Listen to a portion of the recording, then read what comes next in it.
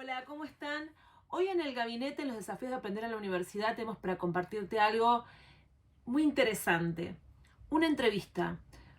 Estuvimos charlando con Edgardo Carniglia, que es doctor en comunicación, aunque él dice no me presentes con las chapas académicas, pero que son importantes ponerlas en contexto, porque él, como director del instituto de la Universidad Nacional de Río Cuarto, junto a otros investigadores, estuvieron trabajando sobre un tema muy interesante, que tiene que ver con las condiciones de accesibilidad a la tecnología educativa en las escuelas rurales.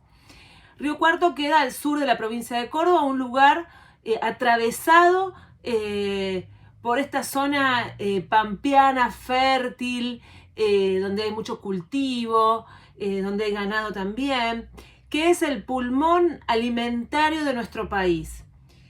En ese escenario están radicadas varias escuelas en las cuales asisten estudiantes y docentes provenientes de localidades más pequeñas o trabajadores golondrina, y que en el momento de la pandemia se vieron atravesados y desafiados con esto de migrar a la virtualidad, encontrándose con algunos desafíos. Unos tendientes a la tecnología, digamos, a la conectividad, y otra con los elementos necesarios para dar cuenta de ese proceso. Edgardo, o Chicho, como lo llamamos, nos cuenta sobre esta experiencia de investigación, nos invita a reflexionar sobre la docencia, pero no quiero adelantarles más, quiero que la vean a la entrevista y que disfruten junto con nosotros, los chicos del gabinete, de esta adorable experiencia. Una cosita más, si no te suscribiste al canal, ya sabes que estás a tiempo de hacerlo, activa la campanita y seguí esta entrevista. ¿La escuchamos?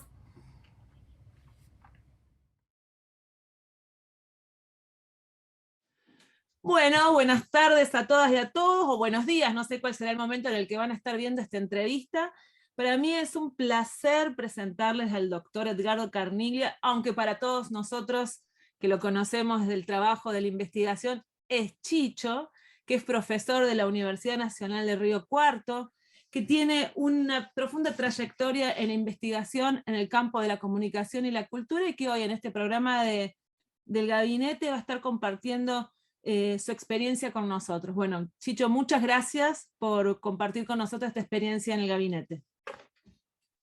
Al contrario, Lucrecia, bueno, sí, buenos días, buenas tardes, buenas noches. La ventaja de las redes es que permite ver esto en cualquier momento. Y agradezco la oportunidad de compartir lo que estamos haciendo acá con gentes de este territorio, de otros lugares tan distintos de ese extenso territorio que es la Argentina, nuestra Argentina. Sí, y poder estrechar los vínculos a partir de las experiencias en investigación. Y bueno, el motivo de la charla de hoy es invitarte a que nos cuentes sobre tu proyecto de investigación, tu línea de investigación, que ya hace tiempo que estás trabajando con distintos colegas en Río Cuarto. Bueno, cuento un poco, voy hacia atrás en el tiempo y tengan paciencia porque soy veterano, tengo mucho tiempo acumulado. Eh, Vengo de familia, vengo de una familia que no sobrevivió a la modernización de la agricultura pampeana. Mi abuelo tenía una chacra, como se dice acá, de 100 hectáreas, que como había varios hijos y con todas las contingencias de las distintas situaciones del campo, no logró reproducirse en un contexto donde la dinámica reclamaba de que o ampliaba el tamaño de la explotación agrícola o no sobrevivía. Y quizás eso me marcó un poco. Después tengo formación de grado en licenciatura en comunicación. Hice un posgrado, una maestría en Brasil en extensión y desarrollo rural. Y esas cuestiones me fueron llevando, y digo que cuando me dejan elegir, en lo posible trabajo temáticas de investigación en lo que llamamos comunicación rural y desarrollo. No siempre cuando me dejan elegir, como tengo otras funciones, a veces tengo que trabajar en investigación sobre otros temas. Entonces hice, por ejemplo, una tesis de maestría sobre esa cuestión, después hice un doctorado en la Universidad de Cuyo estudiando cuál era la recepción de estos suplementos agropecuarios que tienen los diarios, que saben salir una vez por semana, la recepción que hacían los agricultores familiares de esta región del sur de Córdoba, donde vivo, en torno a la ciudad de Río Cuarto. Y generalmente son, cuando hablamos del sur de Córdoba, son los 4 departamentos del sur del Córdoba que se supone que son el área de influencia de Río Cuarto. Y a la salida de la tesis doctoral, que fue una experiencia muy valiosa y de la cual hoy todavía sigo teniendo réditos académicos, obviamente, surgió la pregunta, ¿y ahora qué? Por allá por el 2011. Y dije, parece que hay todo un campo para trabajar en lo que es toda la cuestión de las tecnologías de la información y la comunicación, lo que generalmente se llaman las TICs, en el medio rural. Y me acuerdo, hice un primer trabajo que lo presenté en un congreso en Recife, en un congreso de la Intercom. Los brasileños tienen un congreso de comunicación, muy a diferencia de los argentinos, tienen un único congreso de ciencias de la comunicación anual, que para nosotros tiene una dimensión descomunal. Se juntan miles y miles de personas, no solo académicos, docentes de la universidad, sino gente del campo de profesionales, estudiantes. Y en ese congreso del 2011 que se hizo en Recife, allá en el norte de Brasil, presenté un primer texto tratando de proponer una mirada amplia del acceso a las tecnologías, a las tecnologías de la información y la comunicación en el medio rural, pensando que eso se podría trabajar. Me acordaba Marita Mata en el Congreso, charlamos bastante con ella, la deben conocer ustedes a Marita Mata. Sí, sí. De otros colegas que había en un Congreso que estaba rodeado y de brasileros, obviamente. Y pensando que había como 3 grandes unidades de observación para trabajar estas cuestiones. Y eran 3 campos que constituían nichos de conocimiento, o sea, había muy poco conocimiento y sigue habiendo muy poco conocimiento. Y es un campo de no solo de generar conocimiento, sino de pensar qué hacer con ese conocimiento, porque hay demandas más o menos visibles o hay demandas que están latentes en ese sentido. ¿Cuáles eran esas 3 unidades de observación? Por un lado, pensamos todo lo que son los actores y las instituciones de la producción, entiéndase las unidades productivas de distinta escala. Por otro lado, lo que tiene que ver más con actores y unidades del consumo, por ejemplo, los hogares. Y por otro lado, la educación rural, concretamente las escuelas. Hay escuelas en nuestra región hay escuelas rurales públicas de nivel primario y hay algunas de nivel secundario. O sea que son escuelas secundarias que tienen más o menos de nivel secundario, tienen un patrón similar a las escuelas urbanas, pero tienen cierta especialización rural. Se fueron dando contingencias que facilitaron que trabajara con las escuelas rurales. Particularmente hicimos un proceso a pedido del Ministerio de Educación en el 2011. Yo estuve coordinando un equipo de docentes y de estudiantes avanzados y de graduados recientes que trabajó haciendo una evaluación de cómo empezaba a implementarse el programa Conectar Igualdad en 3 provincias de Argentina, en Córdoba, en Santiago del Estero y en Catamarca. Y ahí, obviamente, en ese grupo éramos 20 y pico personas, viajamos como 5.500 kilómetros, hicimos unas 500 entrevistas, otras tantas encuestas, y todo eso en un tiempo muy breve, porque cuando uno trabaja en esos estudios bajo demandas de organismos públicos, siempre quieren los resultados para ayer, así que en 8 meses hubo que hacer ese estudio, y ahí entré en contacto con otra gente, y estas coincidencias quiso que conociera a Cintia Tamargo. Con Cintia Tamargo hemos publicado el libro, este que se conoce, siempre lo muestro, lo tienes, creo que lo tienes, vos lo puedes Sí, mostrar, sí, sí, sí, que sí, es ahí lo este, vamos ¿ah? a presentar. Creo que te llevaste uno, un Sí. libro gordo, es de unas cuantas páginas, donde hablan mucho las maestras y que nos ha dado muchas satisfacciones. Y bueno, y ese libro es uno de los frutos, hay otros más recientes, que también nos siguen entusiasmando, es uno de los frutos de la experiencia e investigación que compartimos, que a ella le sirvió para completar sus estudios de maestría en ciencias sociales acá en la Universidad de Río Cuarto. Ella hizo su tesis de maestría sobre ese tema. Y después la continuidad se da, culmina esa experiencia, decidimos trabajar antes de la pandemia, por allá por 2019, con otro proyecto de investigación aprobado en la Universidad de Río Cuarto, más la cuestión de cómo se forman para integrar las TICs a la escuela los maestros y las maestras. Hablo de maestras porque en general acá son casi todas maestras. Cuando hay un maestro, es como se dice acá, como la mosca en la leche, es la excepción que confirma la regla de que los docentes son todas maestras en el medio rural acá. Y entonces empezamos a trabajar en la cuestión de lo que llamamos la alfabetización digital, de cómo aquel que tiene que alfabetizar sobre TIC tiene que a su vez alfabetizarse, porque entre otras cosas no hay políticas sistemáticas que le ayuden en eso. Claro. Entonces, que eso era un apunto que quedó de la investigación anterior.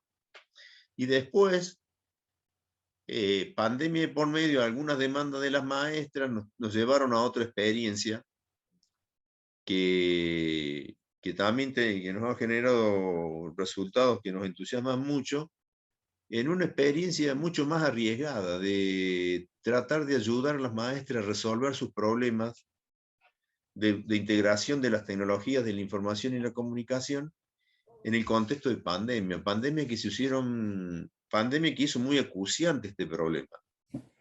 Porque, ¿qué aconteció? En Argentina ha habido y hay un gran consenso, un enorme consenso, lo dicen algunos especialistas, lo dice, por ejemplo, Tedesco, que incluso llegó a ser ministro de Educación de la Nación, acerca de la integración de las TICs en la educación. Pero después hay un gran debate, eso es como en todo en Argentina, hay un gran debate acerca de cómo hacerlo, acerca de los modos. La pandemia, en cierta medida, canceló esos debates, porque hubo que empezar a integrar las TICs casi como se podía. Y en ese contexto nos llegaron demandas de maestras, pedidos de que colaboráramos con ese trabajo. Primero tratamos de que la respuesta fuera institucional desde la universidad, no lo logramos. Y entonces en el año 2001 justo había una convocatoria de unos tipos de proyectos de vinculación con el medio, sería como proyectos de extensión, que la Facultad de Ciencias Humanas en la cual yo trabajo estaba convocando. Y ahí hicimos una presentación en el sentido de ayudar a fortalecer la integración de las TICs en las escuelas rurales durante la pandemia. Armamos un equipo de trabajo. Yo digo es muy precario por la inserción de cada uno. Yo soy el único docente que está, el único docente universitario. Cintia Tamargo, ella es docente de un instituto de educación superior y está ubicada a 200 kilómetros acá en Río Cuarto. Después sumamos un graduado reciente que ahora, Amir, lo conociste, ahora es becario de CONICET, y dos estudiantes avanzados. Y avanzamos en una propuesta de trabajo y bueno, estamos ahora actualmente, hicimos una primera experiencia, ya estamos compartiendo los resultados de esa primera experiencia y estamos muy entusiasmados en este campo que, como decía, es un espacio de lo que llamamos comunicación rural y es un espacio donde hay para trabajar, generando conocimiento, pero también tratando de que ese conocimiento vuelva de algún modo a aquellos que, como decía Jesús Martín Barbero, presentan demanda a la institución, que la institución universitaria de una forma u otra debe atender. Ahí, Chicho, en relación a ese tema y la comunicación en las escuelas rurales y en el caso de la pandemia, ¿Cuáles eran los pedidos puntuales que hacían las maestras o desde qué lugar ustedes pudieron llegar? Bueno, llegaron desde el lugar institucional, digamos, pero qué capacitaciones hicieron sobre qué realidad se encontraron en ese momento cuando empezaron a trabajar con las escuelas. Bueno, teníamos una ventaja, conocíamos un poco la escuela, las escuelas, reitero, de estas regiones. Asumamos que siempre que hablamos de ruralidades y pensamos en Argentina, en un territorio tan extenso y diverso, asumimos que hay mundos rurales muy distintos. Acá estamos hablando de los bordes de lo que es la ruralidad pampeana, una ruralidad pampeana muy atravesada por el agronegocio, que tiene procesos muy importantes de transformación productiva, tiene procesos muy importantes de exclusión social, tiene problemas de sostenibilidad ambiental, pero a su vez, y quizás eso ocurre porque es una ruralidad muy paradójica la de Argentina, lo vivimos en el día a día, a esa paradoja de la ruralidad argentina. Algunos dicen en Argentina produce tanto alimento y cada vez nos cuesta más comer. Y en general esos alimentos salen casi todos de la ruralidad pampeana, digamos, son los cereales, las oleaginosas, las carnes que vienen fundamentalmente de esta región. Y digo, ¿por qué es paradójico? Porque en Argentina cumple tres funciones que no son compatibles la ruralidad pampeana. En general, la ruralidad pampeana, lo dicen algunos economistas y algunos sociólogos de hace varios años, por un lado, aporta alimentos. Por otro lado, aporta divisas. Es la principal fuente de divisas que tiene este país. Y por otro lado, aporta ingreso fiscal, por ejemplo, a través de las llamadas retenciones los impuestos a las exportaciones agropecuarias. Bueno, y todo eso hace un combo muy contradictorio. Muy contradictorio. Y a veces cuesta más comer en Argentina los productos de la ruralidad argentina que comer esos productos fuera de Argentina.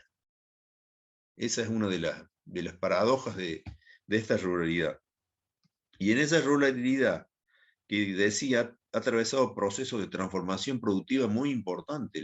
Hasta los años 50, 60, estaba la imagen y la imagen hacía sentido de que el campo argentino, pensaba fundamentalmente en el campo pampeano, de estas cinco provincias que componen la región pampeana, aunque ahora la mancha de la agricultura pampeana se extendió en todos lados. Hay soja en el norte, hay soja en Tucumán, etcétera, etcétera.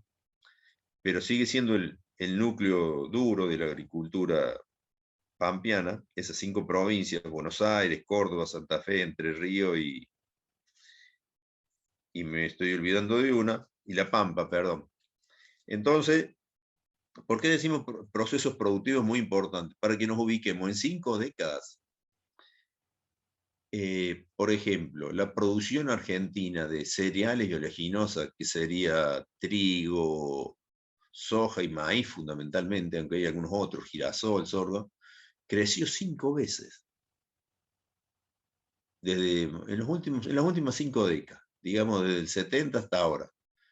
A su vez, la cantidad de explotaciones en el campo de unidades productivas se redujo a un 20%, a la inversa de lo que pasó con el crecimiento de la producción, porque ha habido toda una transformación productiva muy importante. Tecnológicamente, en esa agricultura es equivalente a la de Estados Unidos en algunos aspectos, en lo tecnológico. De hecho, están las grandes multinacionales del campo operando en esta región y están operando incluso en esta ciudad. Esta ciudad hace un tiempo tuvo todo un movimiento social de nivel local que impidió que se instalara una planta de Monsanto. Logró que una planta que Monsanto decía iba a ser para el procesamiento de semillas, aunque no era muy claro para qué lo iba a hacer, ese movimiento social de nivel local logró un decreto del intendente, una cosa muy poco habitual, que haya un decreto del intendente, prohibiendo la instalación de la planta. Y ya estaba construido el edificio y todo. eso habla también de la cuestión ambiental, que es uno de los planos de fondo de la agricultura pampeana.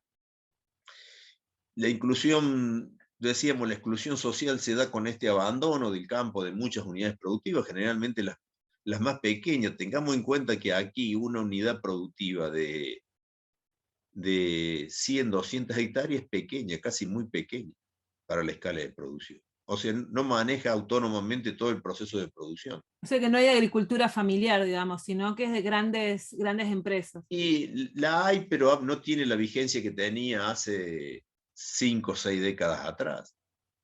No lo tiene. Hoy las explotaciones son medias y grandes. Hoy para tener, porque por ejemplo, una explotación pequeña no maneja todo el ciclo productivo. No hace sentido que compre una cosechadora tan costosa, Claro. nunca va a recuperar la inversión, es más, no va a poder hacer la inversión. O una sembradora para sembrar 100 o 200 hectáreas. Entonces esa gente, ¿qué hace? O bien busca a otros que le hacen el trabajo, están los contratistas de cosecha, que se llama, o de siembra, o bien directamente alquila el campo y se va a vivir al pueblo o a la ciudad. No tiene mucha viabilidad, a no ser que haga apuestas arriesgadas de inversiones más complejas. Y Más Chicho, complejas. las escuelas quedaron fuera de ese desarrollo tecnológico de las escuelas rurales, digamos, quedaron entonces Bueno, fuera. y ahora voy a eso. En ese tiempo se va la gente del campo. El campo está decimos que hoy el campo de la región pampeana no está ausente de relaciones sociales muy importantes, pero han mermado mucho su población, incluso su población permanente ha cambiado su composición demográfica. Por ejemplo, en esta zona, donde hay el trabajo agrícola es muy estacional. Se trabaja algunos meses, generalmente en primavera y verano, y después se trabaja menos en invierno, por una cuestión de la estacionalidad de la producción de los cereales y de los oleaginosas. Casi todos son de verano, con excepción del trigo, que es más de otro tiempo, más de invierno. Y entonces eso hace que haya trabajadores permanentes en la agricultura que viven en el campo, no hace mucho sentido. Pero sí en la ganadería y fundamentalmente también en lo que es la leche, la producción de leche, ahí hay sí trabajadores permanentes, son actividades muy duras, que incluso la gente local, si puede, no trabaja en esas actividades. ¿Y qué estamos viendo? Que empiezan a aparecer eh, población, gente de otros lugares de Argentina que vienen a hacer esos trabajos. Hemos encontrado que las maestras decían en las escuelas, tengo hijos de gente de Corrientes, de Formosa, de Chaco, que vienen a hacer ese trabajo, que están estacionalmente, y eso ha cambiado un poco la población de los estudiantes de la escuela, porque siempre en la escuela, ¿quiénes fueron? Hay como dos ruralidades hoy, ¿no es cierto?, acá dentro de la ruralidad pampeana. Está la de lo que es población dispersa, a lo mejor hay un campo acá, hay otro campo a los 1500 metros, y otro campo a los 5000 metros, y puede haber alguna gente viviendo ahí, y después pequeñas comunas, asumiendo que nosotros todavía manejamos la definición rural vetusta, pero está vigente, que dio el censo de 1914, ¿no es cierto? Es rural, toda población dispersa o agregada de menos de 2000 habitantes. En otros países manejan otros criterios, pero acá todavía se maneja esa definición. Y esas ruralidades en cuanto a lo demográfico han cambiado bastante, y eso también cambió la población con la que trabaja la escuela.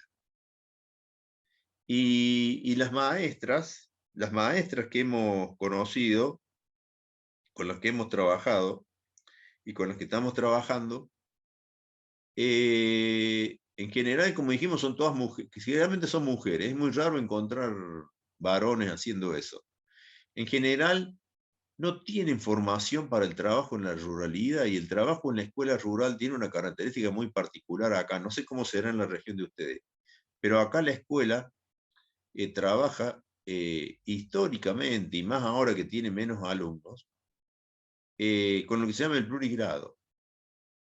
En una misma aula van los alumnos, no solo de los 6 grados de la primaria, sino que a veces también van los de jardín de infantes. Y si es una escuela de una comuna donde hay alguna población más o menos reunida, bueno, a veces lo dividen, como en una de las escuelas donde trabajamos ahora, a veces dividen los 70 alumnos entre dos agrupaciones. Una o dos maestras toman los primero, segundo y tercero, las otras maestras toman los cursos siguientes. Por unidad pedagógica, digamos. La unidad Sí, pedagógica. sí, sí, más que ¿Y llaman todas esto en la de misma aula? plurigrado, En están en el mismo? no, generalmente están en la misma aula, ¿sí? Están en la misma aula. Sí, sí, el plurigrado es una modalidad muy particular de la ruralidad, Sí, que muy, es muy como, particular. nosotros tenemos varias, en el país hay pocas escuelas con plurigrado, y es como, como lo que mostraban en la película de la familia Ingalls, que iban a la escuela, que no sé si te acordás, vos lo veías, como para hacer Sí, una sí, analogía, para que se imaginen lo que estamos diciendo. Es sí, el mismo edificio, una sola maestra, generalmente hay pizarrones alrededor en las paredes, donde por lo menos acá tenemos una escuela que es así, que es en una comunidad indígena, que tienen una sola escuela en cada pared hay un pizarrón, y cada uno de los grupos tiene una tarea en el pizarrón, pero bueno, esa maestra está formada en plurigrado, va llevando por campos de conocimiento y de distinta complejidad cada temática. Pero bueno, no es algo para lo que nosotros lo formemos en el profesorado, para plurigrado. claro. No, acá hay todo un problema y por eso cuando hicimos este libro, nos sorprendió la llegada que tuvo entre las maestras. Incluso alguna gente, eso nos sorprendió más, alguna gente lo está utilizando en algunos, donde se forman maestras, en algunos institutos, en algunos centros donde se forman maestras, están utilizando ese libro, que es un libro en el que, entre otras cosas, hicimos hablar mucho a las maestras. Hicimos hablar mucho a las maestras y ahí fuimos conociendo esto particular del plurigrado, y a veces esto que vos decís, el plurigrado tiene que ver también con las limitaciones de infraestructura que tiene la escuela. A veces es una escuela que tiene una o dos aulas a lo sumo, o tiene una o dos dependencias. Encontramos alguna escuela en algún momento de la investigación que todavía no tenía infraestructura permanente de energía eléctrica. Dependían de que se le dieran en la estancia, dependían de otros mecanismos. Alguna otra escuela que no tenía edificio propio. Había alguno incluso que funcionaba en una especie de, que llamaban escuela container. Así que Pero forman parte encontramos, del sistema educativo, digamos. sí, sí, forman parte del sistema educativo de la provincia, y en esas escuelas, con históricas carencias de infraestructura y de equipamiento, va llegando tecnología de la información y la comunicación. Generalmente esa tecnología llega sin apoyo pedagógico ni técnico. Por ejemplo, en plena pandemia recibieron un robot las maestras. Todavía están tratando de ver Pero, qué es y para qué sirve. a ver, ¿un robot cómo es el robot? ¿Es un robot como uno se imagina que camina así, o es cómo sería el Como robot? si fuera un pequeño equipo de audio Sí. que supuestamente sirve para todo lo que con Cinti y con la otra gente del equipo. Ahora vamos a hacer la tercera experiencia que vamos a hacer con estas maestras, va a ser tratar de darle algún sentido pedagógico a ese robot. Parece que es programable, entonces sirve para algunas operaciones de cálculo, de todo ese tipo de cuestiones. No es una computadora, es como un muñeco, digamos, es como para Es imaginar. como un muñequito, ¿sí? Es como un muñequito, como si fueran esos equipos de audio medio redondos que tienen un Sí. diámetro de unos 30 centímetros o algo parecido a eso. Ah. Entonces, por ahora le van poniendo nombres, todo, las maestras, y con eso le cargan el gran interrogante de qué hacemos con esto. Le llaman robotito, otros le ponen otro nombre más familiar, como si fuera una mascota que tuvieran ahí en la escuela. Y incluso cuando hicimos la primera experiencia, de la segunda la íbamos a hacer con ese robot, pero ahora estamos pensando otra, que esa va a ser la tercera experiencia. ¿Qué hicimos con estas maestras en esa primera, de estas escuelas tan particulares y estas maestras tan particulares? Porque la maestra rural, como es única generalmente, nosotros conocemos actualmente 22 escuelas rurales. De esas 22 debe haber solo, creo que no hay más de uno o dos donde haya más de una maestra. Entonces la maestra ahí hace de todo. Aparte de atender todos los cursos, hace de director, hace de portera, se encarga de la limpieza, obviamente se encarga de la coordinación de los aprendizajes, etcétera, etcétera. Hace realmente de todo. Incluso decimos, es un actor, en este caso una actriz, urbana, en esto de que es- hace roles de mediación entre el campo y la ciudad, porque generalmente son maestras que viven en pueblos o ciudades relativamente cercanas a las escuelas. Y en ese marco, en este giro que le dimos ahora a la investigación, hicimos una primera experiencia que consistió en recuperar. Dijimos que íbamos a trabajar cuando hicimos el proyecto con una perspectiva muy arriesgada, y más en el contexto de pandemia. Quizás era muy audaz la propuesta, pero las maestras estuvieron de acuerdo de esto que se llama investigación-acción participante, donde sumamos a las maestras al equipo, tratando de que el conocimiento que se iba generando sirviera para responder a algunos problemas más o menos puntuales de la escuela. Entonces, la primera experiencia que hicimos, dijimos, estaba volviendo en el segundo semestre del año pasado a cierta presencialidad, a cierta condición híbrida. Dijimos, bueno, nosotros acá decimos que las TICs, y cuando digo las TIC, ¿qué pienso? Pensamos en la computadora, pensamos en las redes digitales y en la telefonía móvil. Dijimos, vamos a tratar de recuperar la dimensión comunitaria de la escuela, que es una dimensión en la que trabajan las maestras, junto con la pedagógica, junto con la organizativa, junto con la organizativa. Trabajan en esas 4 dimensiones. Y vamos a hacer entonces, ¿qué les propusimos? Tratemos de hacer, si las condiciones sanitarias lo permiten, afortunadamente lo permitieron, organicemos el acto de fin de ciclo escolar con todo lo que implica para los chicos que van a la escuela rural, donde es casi la única institución que hay en la ruralidad de la escuela.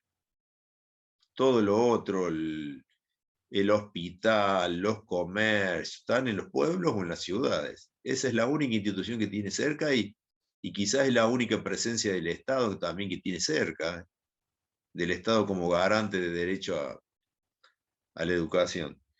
Organicemos, dijimos, ¿por qué no organizamos el acto de fin de ciclo utilizando tecnologías de la información y la comunicación?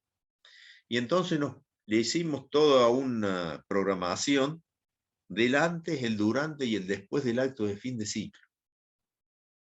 Y las maestras muy entusiasmadas se pusieron a trabajar con otros integrantes del equipo de la universidad, por ejemplo, haciendo las invitaciones,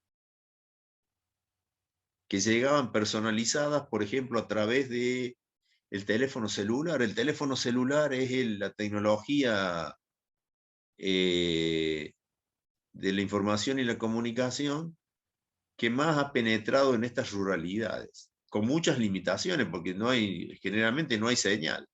Eso te iba a preguntar si tenían, lo harían con paquete de datos, digamos, no hay wifi, o sea, ¿qué conectividad tienen?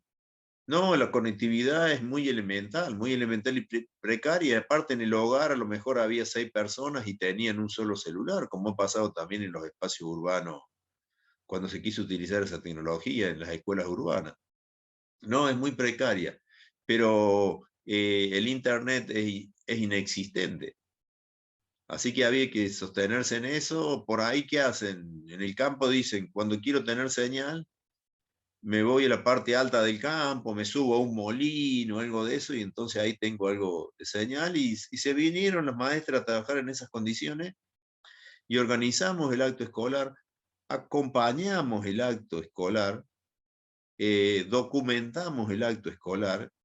Y hoy estamos haciendo una ponencia para llevarlo a un encuentro de la Asociación Internacional de Investigadores en Comunicación. Y estamos llevando también un video junto con esa ponencia que documenta, una versión preliminar de un video que documenta todo el trabajo que hicimos. Y el trabajo superó ampliamente las expectativas nuestras, y lo más importante, superó las expectativas de las maestras, porque en lo instrumental, en el manejo de las TIC, les quedó una serie de ideas y de habilidades para utilizar esas tecnologías en ese contexto de organizar una actividad comunitaria. Y segundo, en lo más sustantivo, recuperó algo de esa dimensión comunitaria de la escuela, reitero, casi la única institución en el territorio rural, que había sido muy dañada, muy deteriorada durante la pandemia. Así que esa es la primera experiencia. Ahora vamos a hacer otra, estamos pensando que este año vamos a hacer una serie de podcasts con esta idea, recuperando qué aprendizajes se hicieron a pesar de todo en la pandemia.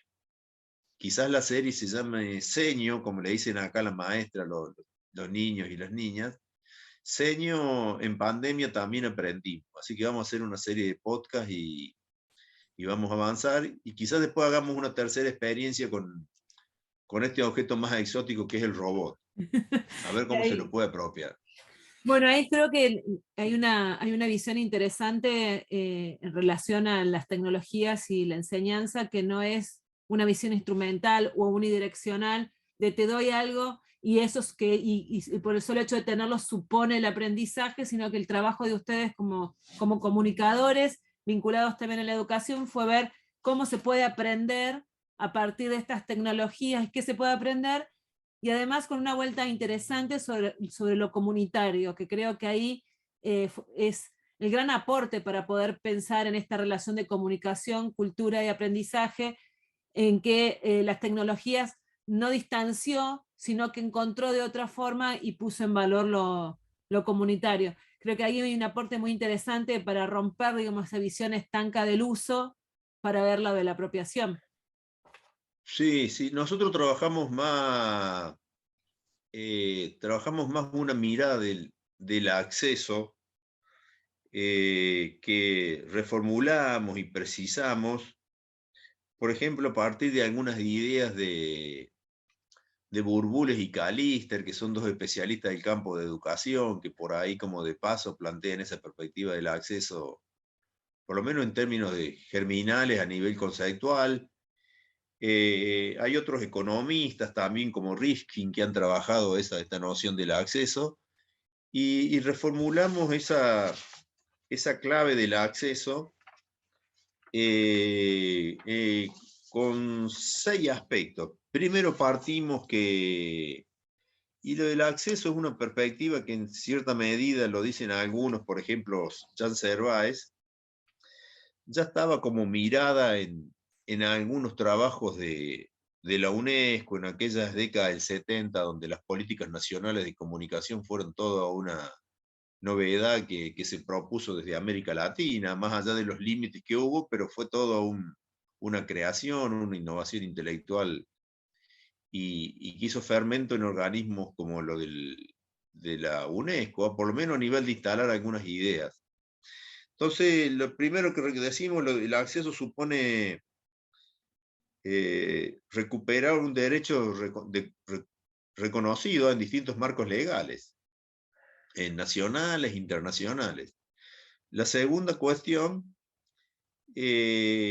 esta mirada al acceso reconoce que hay ya un relativo arraigo de los dispositivos digitales en la vida cotidiana en nuestras sociedades. Y que a partir de ahí hay que generar experiencias. Ya no estamos en la situación de hace 3 décadas atrás. Hoy quizás la tecnología más arraigada es el teléfono celular o móvil. El acceso también discute algunas miradas acotadas sobre lo que se entiende por las brechas en la comunicación. En el caso de la escuela rural, la brecha no es solo digital, sino que la brecha es también educativa y por lo tanto es profundamente social. Eso nos ha llevado bastante a estudiar y a leer, y por ahí estamos haciendo alguna publicación en este momento, sobre todo el trasfondo de desigualdades que hay en esto, más allá de esta más visible brecha digital con la que uno se enfrenta. En cuanto al trabajo con los sujetos concretos, esta mirada del acceso recupera 4 dimensiones de análisis que valorizamos a partir de un texto de Van Dijk, que no es ni el semiólogo conocido, ni tampoco la Van Dijk que tiene el libro ese sobre todas las plataformas digitales. Este es un tercero. ¿Y qué dice? Que en la experiencia en la experiencia digital situada de los sujetos, de las personas, hay por lo menos 4 dimensiones que hemos trabajado en la investigación. Las disposiciones, o sea, todas las ideas que la gente tiene sobre esto, las condiciones materiales, las habilidades y los usos. En ese libro trabajamos bastante esos 4 planos. Y también otros 2 aspectos de esta mirada del acceso es que trabajamos a nivel muy micro, trabajamos con un puñadito de escuelas y de maestras, pero no perdemos de vista lo que llamamos la interpenetración entre las condiciones del contexto, todo esto que pasa en la ruralidad y que pasa en los marcos de la comunicación, y por otro lado, la interpenetración entre esas condiciones del contexto y los atributos del sujeto de la ruralidad. Nos interesa mucho ese juego entre lo micro y lo macro, por más que entramos al problema fundamentalmente con una mirada micro. Pero no queremos perder de vista ese contexto que tiene que ver con lo que venía diciendo acerca de por dónde van las ruralidades. Y por otro lado, somos bastante flexibles en asumir una estrategia de esto que se llama triangulación o convergencia metodológica.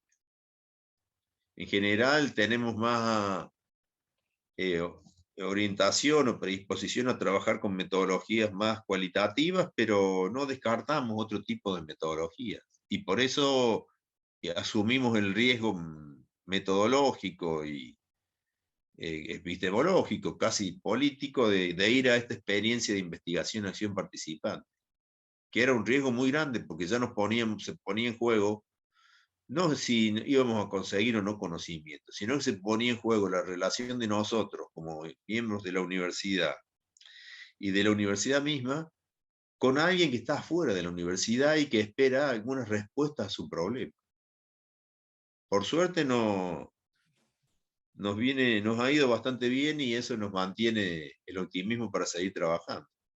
Y además recupera en esencia, la función de la universidad, que investigamos, extendemos y generamos conocimiento a partir de un vínculo necesario con la comunidad, Sí, sin que duda. no es conmigo mismo, sino que es con el otro, que ustedes eligieron el camino más difícil, que es el de la investigación-acción y el trabajo significativo, que digamos que con un impacto directo en la comunidad, porque estaban trabajando juntos en poder resolver un problema que efectivamente le surge, pero con una proyección significativa para todo el espacio de la docencia en ruralidad. Chicho, yo te quiero agradecer por este tiempo que nos has dado acá para el gabinete, para este ciclo, que bueno, que tiene también una función similar a la que vos estás proyectando con los podcasts, que es hacer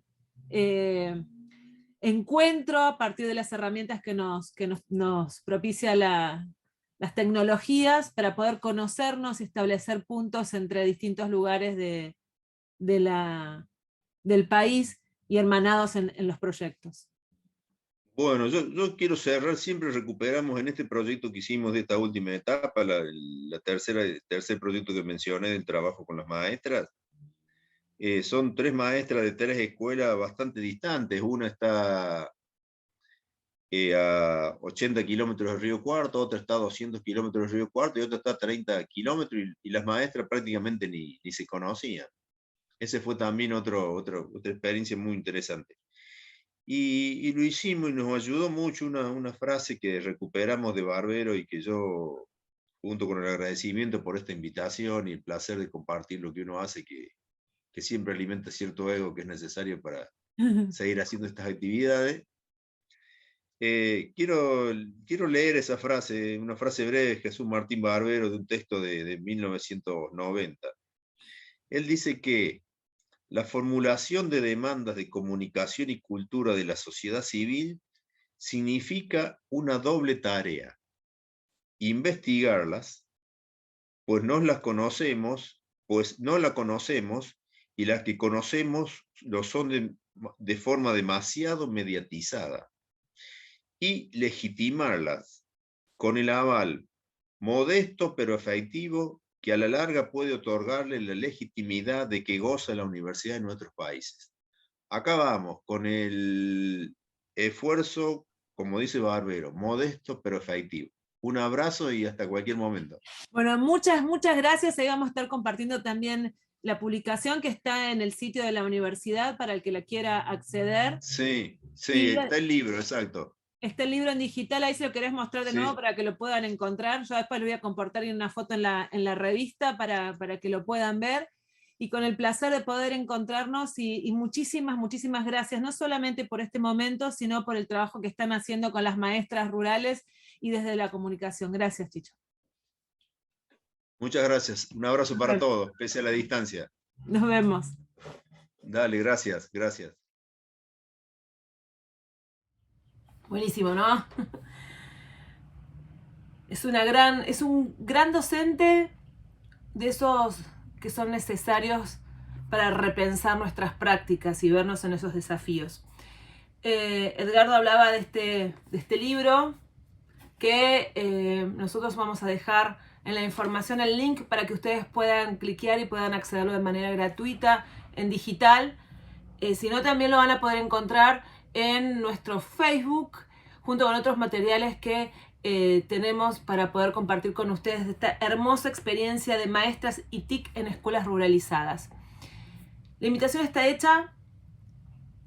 Lean el libro y pensemos juntos sobre estos desafíos de acceder a las tecnologías, acceder al aprendizaje en entornos mediados y ver cómo, como docentes, como alumnos, podemos favorecer ese tránsito. Quiero agradecer fundamentalmente a Chicho por esta posibilidad de charlar sobre este tema, de contarnos su experiencia como investigador dentro del instituto en Río Cuarto y estrecharnos tan amorosamente sus palabras de acompañamiento. No se olviden, este y otros libros los van a encontrar allí. Nos vemos en la próxima. Mi nombre es Lucrecia Sotelo y esto es El Gabinete.